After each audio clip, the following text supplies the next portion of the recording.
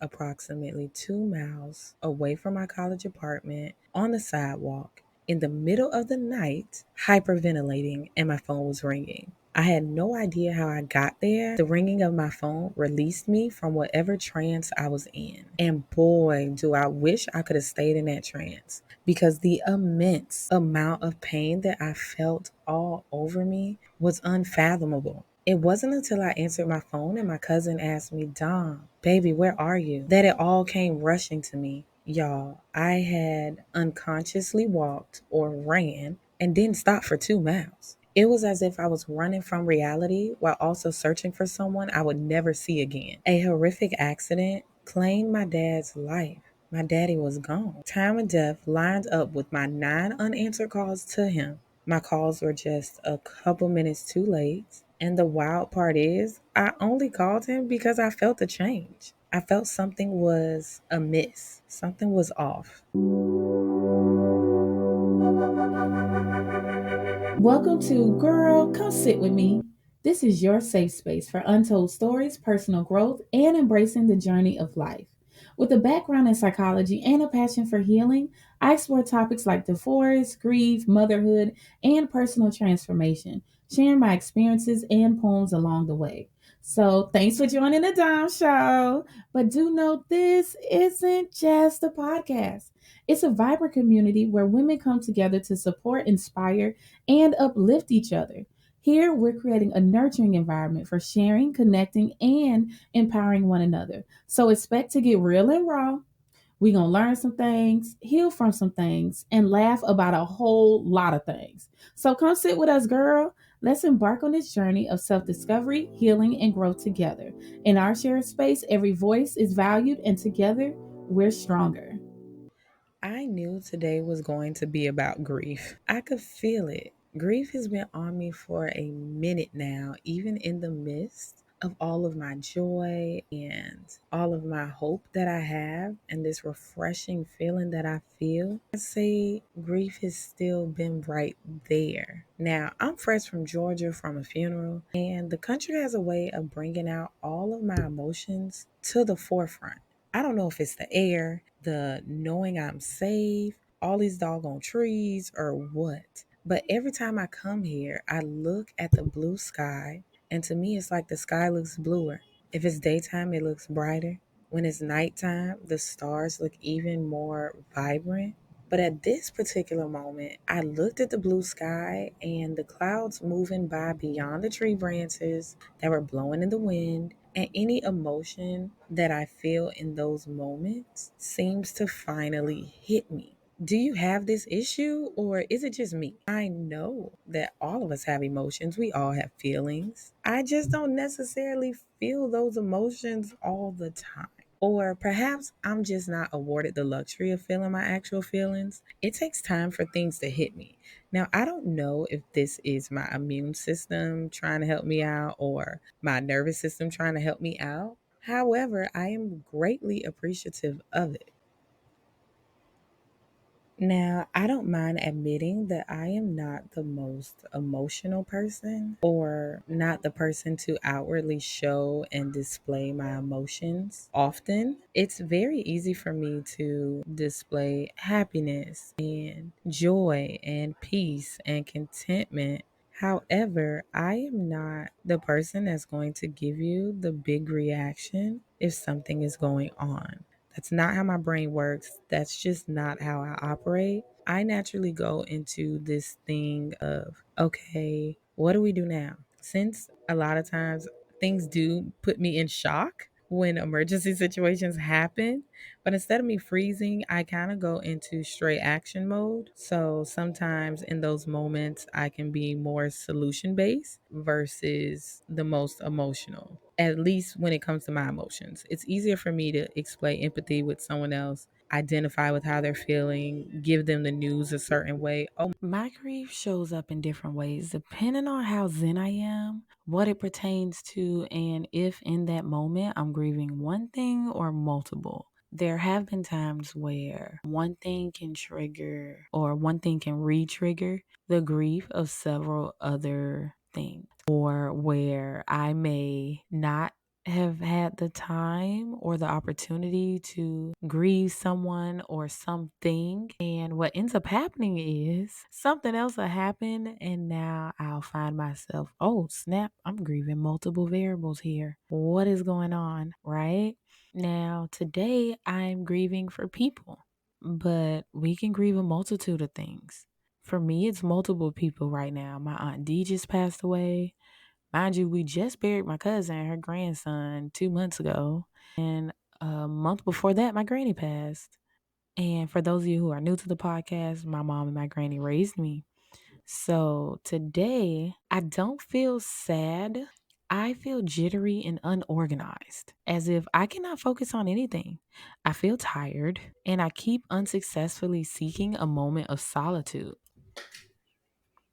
Somewhere between losing multiple people, from my dad to my best friend to my granny, has left me rather numb. So my grief no longer appears in the form of tears. Instead, it kind of feels like a pure tragedy. Losing my cousin this summer leaves my eyes glossy every time I think of it or see some handsome chocolate man with locks, because I'm still in this weird space of searching for my little cousin. So, and he had beautiful locks.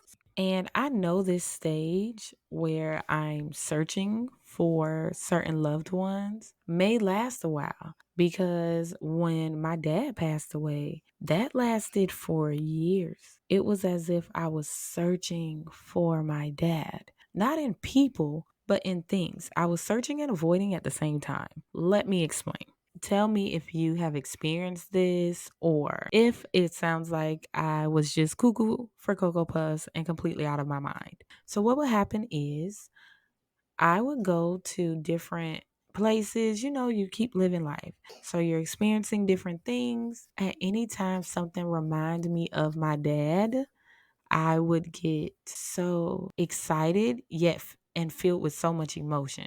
It would choke me up. And for a while, it seemed like everything reminded me of him. Things that shouldn't remind me of my dad was reminding me of him. I was listening to music one day, and it was a new song on the radio. It was new.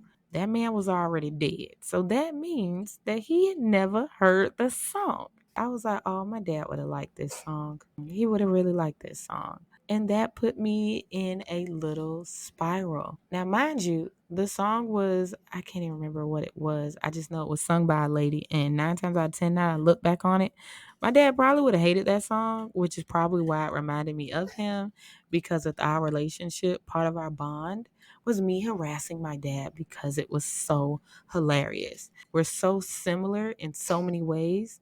I would just find joy in aggravating him. And he's going to get me back every single time because he was petty. So he was going to get me back every single time. Okay? Quick story. So one time I called my dad. I was in college. I was intoxicated. I had been drinking. Keep in mind, I think I was 21 when I started drinking. And this was right when I first started drinking, meaning I had no understanding of my limit. So I would just get tipsy and then stop because I was too afraid of being like drunk. Completely too afraid of that. So I called my dad in the middle of the night. It was a college town. So think about it. Everything closes at about 2 a.m.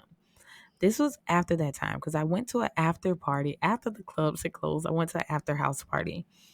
And I called my dad intoxicated and was just like, Dad, I love you so much. Mind you, my poor mother, she got the same call, but it was worse because I called her even later after I had a whole nother drink. My dad got the PG-13 version of this.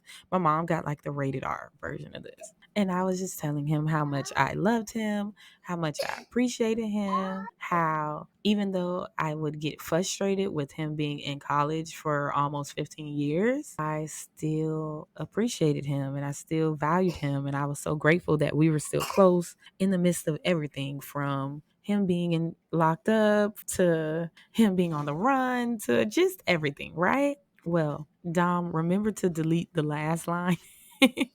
We can keep that between ourselves. But with everything, me spilling my guts to him, thank God it was happy stuff instead of, I hate you, Dad, right? Thank God it was happy stuff. Y'all, I woke him up in the middle of the night. Now, this had to be probably about 3 o'clock in the morning. My dad was a man and a creature of habit. He woke up 5 o'clock every single morning to go to the gym. He's going to work out at 5 o'clock in the morning every single morning. It was like clockwork. I knew his whole schedule. And I woke him up. So, do you want to know what he did? He was like, "Hey, big head, let me know when you get home. Who you with? What you got going on? Let me know when you get back home." So he was like, "Text me." So I texted him when I got home. Do y'all know that man called me an hour later after I finally dozed off? An hour later. And not only did he call me, he didn't call me and say, "Oh, my lovely, beautiful daughter, wake up. It's time to get up." No, he called me and was like, "Wake your ass up." His voice was rather loud. He would not let me get off the phone. I was like, "Okay, Dad, I'm up. I'm glad you're awake. I'm just gonna go back to sleep. I don't have class in the morning." He was like, "Nah, And my dad cursed a lot, so I'm not even gonna say the words that he said, but in a very nice way. He said, "Nah, you woke me up, so I'm gonna keep you up." Y'all, that man kept me on the phone in his headphones his entire workout. Petty, petty, petty, petty. He knew I would not dare to, he knew I would not dare to hang up on him. So he enjoyed every last minute of it. Y'all, by the time we got off the phone, I was so tired. We laughed about that until our last phone conversation. So definitely good times. And it's moments like that that I am going to miss for an eternity, that I wish my children could experience with my dad. Now, the way I see it, I feel as though grief is the hidden companion to every life change, and not just death. Granted, that's what I'm grieving over currently. Death is not the only reason for grieving. We hear the word grief, we often associate it with death, but in reality, grief extends far beyond that. We grieve so many things in life, and it's important to recognize and to validate every single one of those losses, because every single one of those losses may have helped us get to a better place or into a new space that makes us who we are in this present moment. So, if you've ever experienced a deep sadness or a feeling of loss, but maybe you didn't feel justified in your grief because it wasn't tied to death, this part is for you. Okay? What are some things we grieve beyond the loss of a person?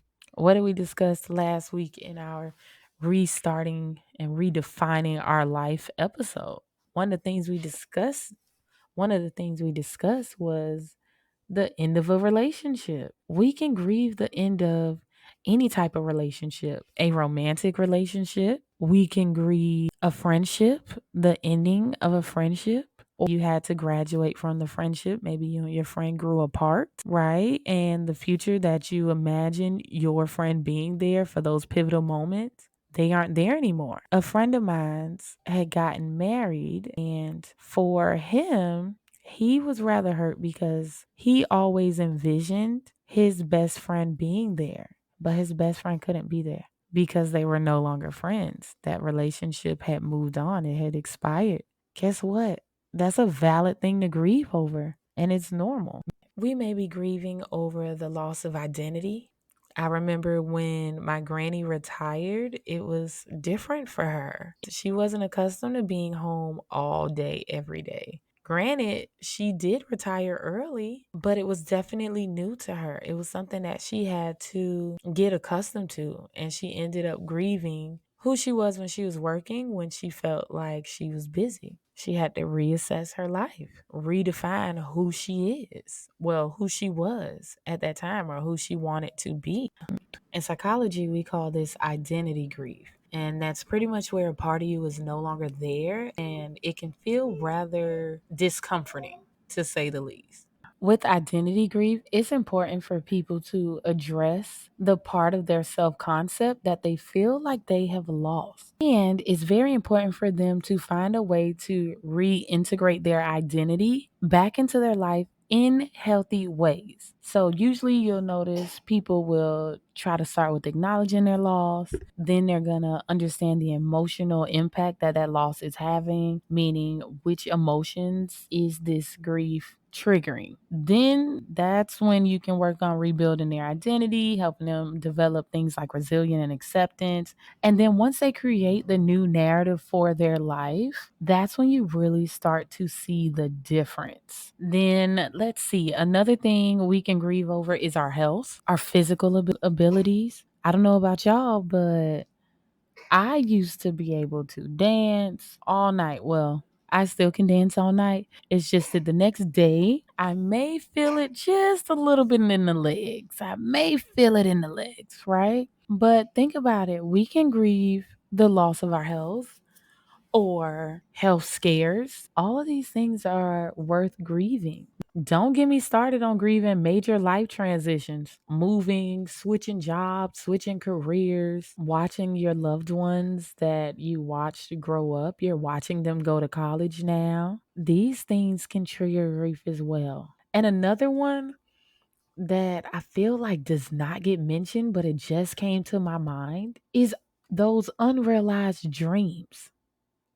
It's normal and it's perfectly acceptable for us to grieve the loss of our hopes, our dreams, and our expectations. There's been times where I didn't get the job I wanted. I grieved it. I'm not saying I grieved it for a long period of time, but I did have a moment where I was like, dang, I really wanted that. I could envision the pay, how I was going to utilize that pay, how the work environment was going to be the best work environment for me, all of these things that I had to work through simply because that's a part of life. There's going to be moments where our expectations will not be met. For those of you who've never had moments where your expectations were not met, kudos to you, okay? Great job. However, for most of us, sometimes we have those long held dreams that may not work out. Or think about people who went to school and who went to college or technical school and did all that studying to work in a field that they did not get their degree in. Work in a field that has nothing to do with their degree. And it can be for various reasons. It could be because they realized they didn't like what they were going to school for. It's one thing to learn about a profession and learn the information that you need to be as great at that profession as possible. But it's another thing when you start to work in it. I've given examples of persons, places, things, but it's vital for me to reiterate that grief doesn't require anything tangible. It can be for a future we envision that simply never came to pass. So, if you felt grief for any of this reason, I want you to know that it is valid. And it's a natural response to change and loss, no matter what form that it takes. So allow yourself to mourn, give yourself the grace to mourn these things, and know that every single one of your experiences matters. We're all in this continuous space of constantly evolving. And with that comes letting go of who or what we once had. So this grief is just as real as anything else. Your grief is just as real as mine, and vice versa. We are not in the business of having a grief contest. At no point in my life is it a goal of mine to be able to say, oh, I've grieved significant losses. I've grieved more losses than you. No, no, no, no. That is not the purpose of grieving. The purpose of grieving is to get on the other side and thrive. And acknowledging our grief is the very first step to our healing. And it's in this healing that we have to be mindful of what we are doing and where we're allowing our mind to wander off to. We have to focus on our coping strategies and the coping strategies that works for us specifically. There's a plethora of coping strategies, but what works for you? Because what works for you may not work for somebody else. As a psychology professor, I like to remind people that there's no right way to grieve, but there are right tools that can help us navigate the pain. I've mentioned several times one of my favorite ways of allowing myself to feel and get down to how I'm feeling is through journaling. And I start by writing things, very shallow things. And then I just let my mind take me wherever it wants to go. And for whatever reason, it always takes me to exactly how I'm feeling.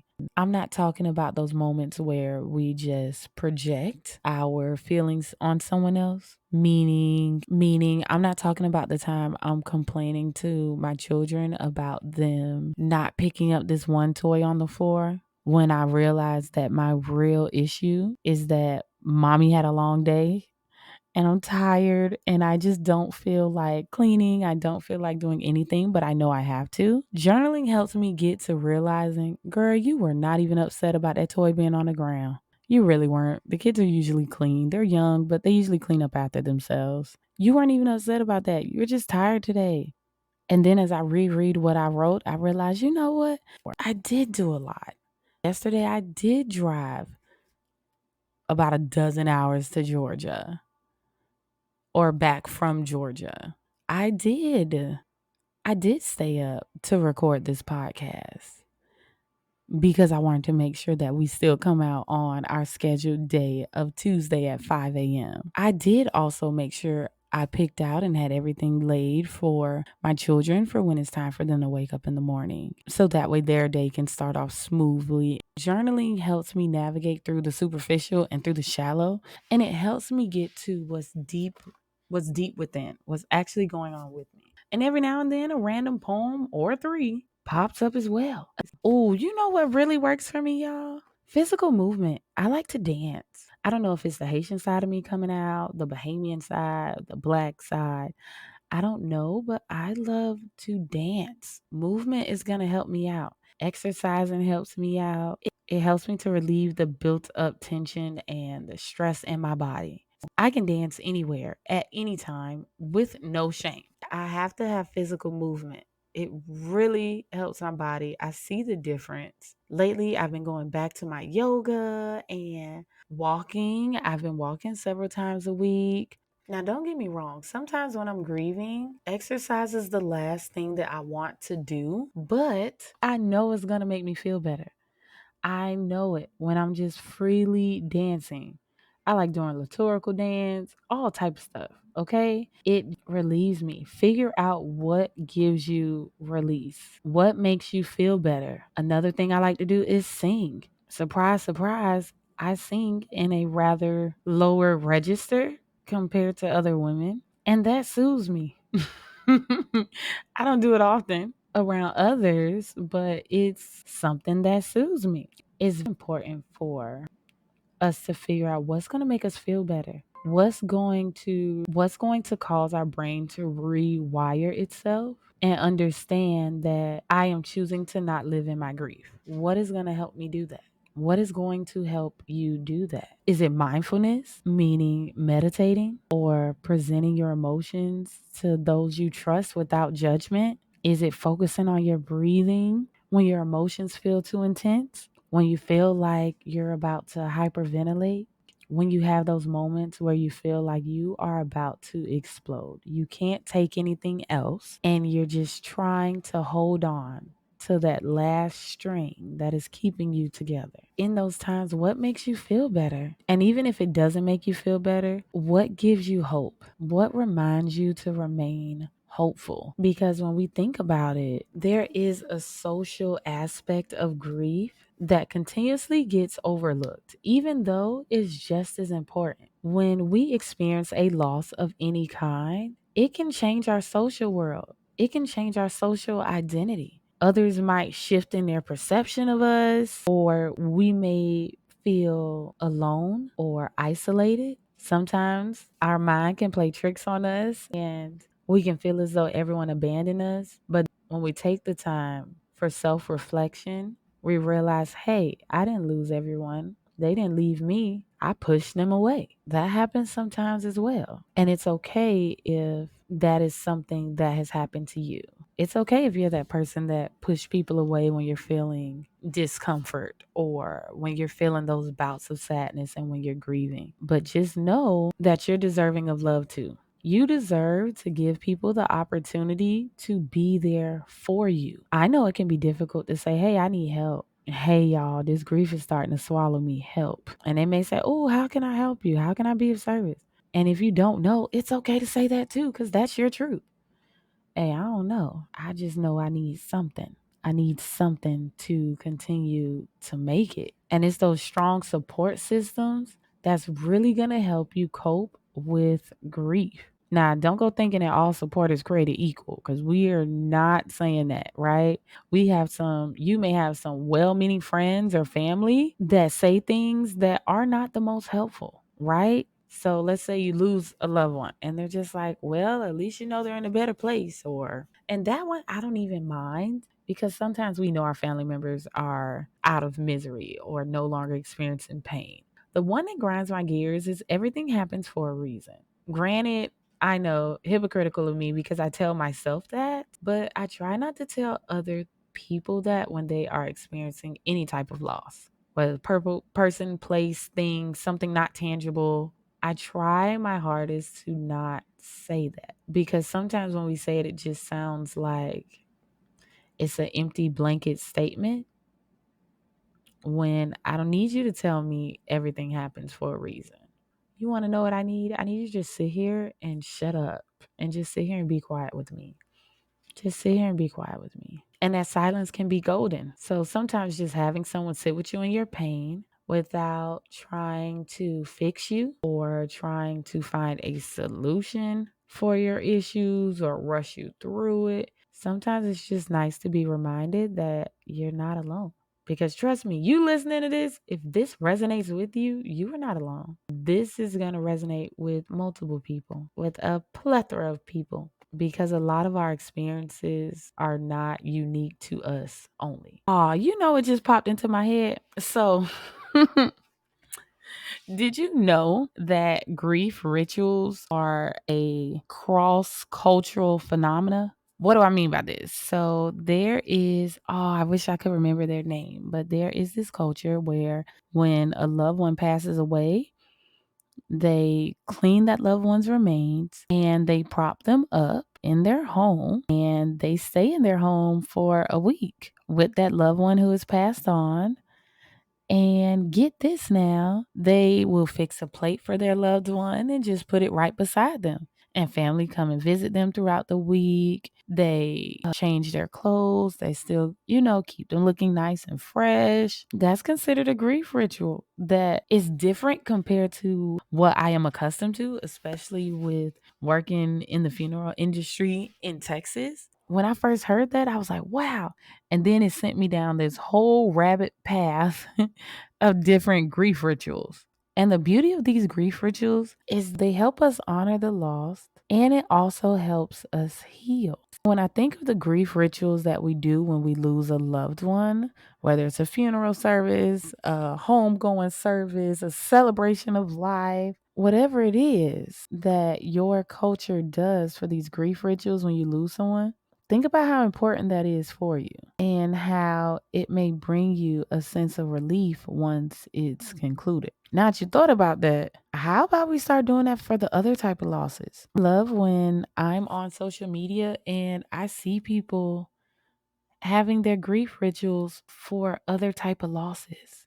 I like when I see people having retirement parties for those people who are experiencing these different type of losses. I like when they're able to find a way to have a grief ritual that is related to it, that can help them bury that loss in a sense, help them acknowledge that loss, work through that loss, bury that loss, and come out on the other side of that loss as a stronger person. And sometimes people don't realize that grief is a natural response to loss, and it can show up emotionally, physically, mentally, spiritually. Grief is something that literally rewires our brain. There's plenty of studies that have shown that our grief affects the same areas of the brain as physical pain. That's why there's those moments where your grief can feel so overwhelming. That's why when I came to from my trance of finding out that my dad had passed away,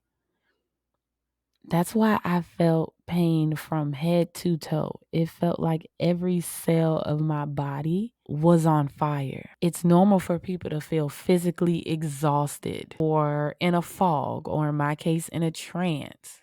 There's a biological explanation for that. Think about how grief changes our brain chemistry. So, like neurotransmitters like serotonin and dopamine, which pretty much have to do with your mood regulation. So, they have the power to significantly decrease your grief, but you have to know how to tap into that. There's times where people will feel stuck in their grief. You may converse with someone, or maybe you may be feeling that right now as if you're just stuck. Guess what? That's a sign of grief. When you find it hard to feel joy, when you feel numb, those are all signs of grief. Now, granted, we all know, I know most of you have already heard about the stages of grief: denial, anger, depression, bargaining, and acceptance. Now, those are introduced by Elizabeth Kubler-Ross, and it's important to note that not everyone's going to experience all five of those stages. And sometimes people are going to repeat certain stages. You may go straight into denial, then anger, then you accept it.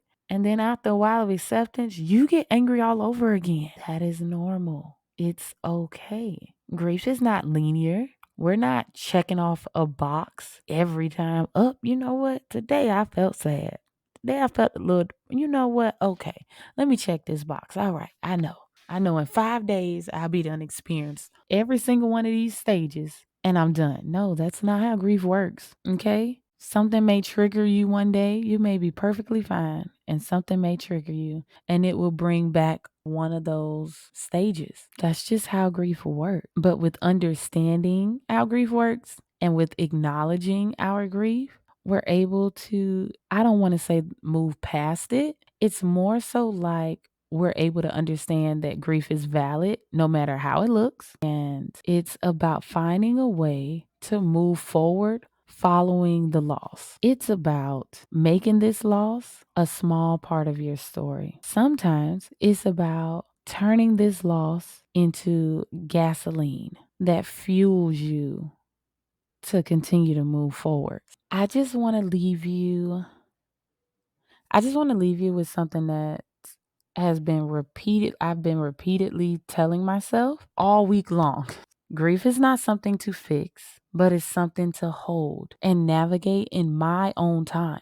So be gentle with yourself. Award yourself grace. Reach out to your support system when you need it. Grief does not have to mean the end of your happiness. The beauty of grief is that in order to grieve, it means that you loved deeply. And that's something to be cherished and it's something to be honored. So hold on to it.